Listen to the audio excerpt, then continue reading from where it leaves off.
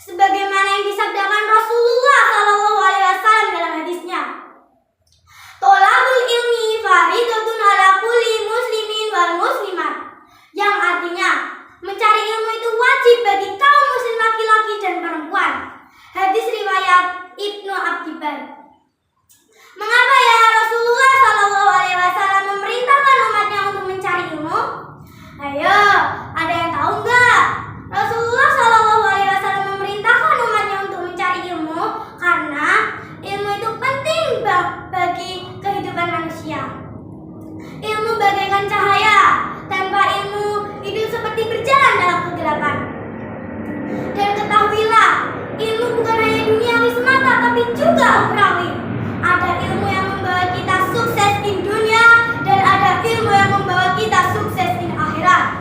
Tapi yang paling baik adalah ilmu yang membawa kita sukses di dunia dan sukses di akhirat. A balanced life. Pada zaman sekarang ini kita dituntut untuk menjadi smart muslim, muslim yang cerdas, yang dapat menginformasikan dari teknologi dan memilah mana yang baik dan mana yang buruk, serta menggunakan teknologi dalam sarana belajar dan berdakwah. Saudara sekalian yang dirahmati Allah, seperti yang saya sebutkan di awal tadi, bahwa ilmu penting bagi kehidupan manusia. Karena ilmu, kita bisa dapat kebaikan di dunia maupun di akhirat. Oleh karena itu, barang siapa yang menghendaki dunia, hendaklah ia berilmu. Dan barang siapa yang menghendaki akhirat, ia harus berilmu. Sebagaimana yang disabdakan Nabi SAW dalam hadisnya. Man arada dunya fa'alaihi bil ilmi, wa man arada akhirata fa'alaihi bil ilmi, wa man arada huma fa'alaihi bil ilmi.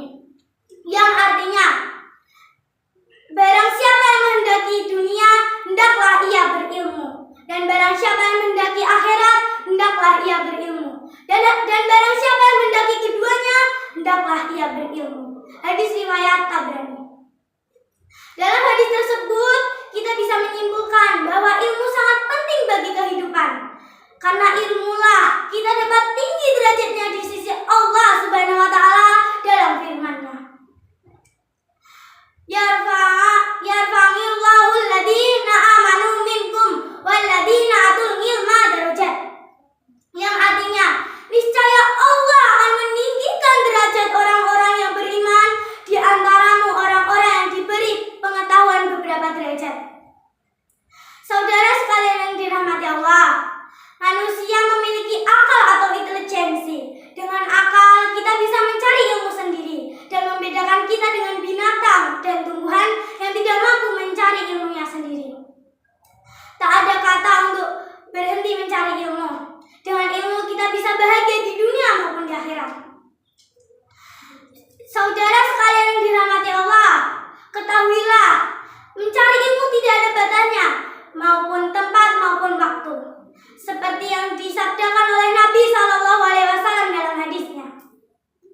Utul bungilma minal mahdi illal lahdi.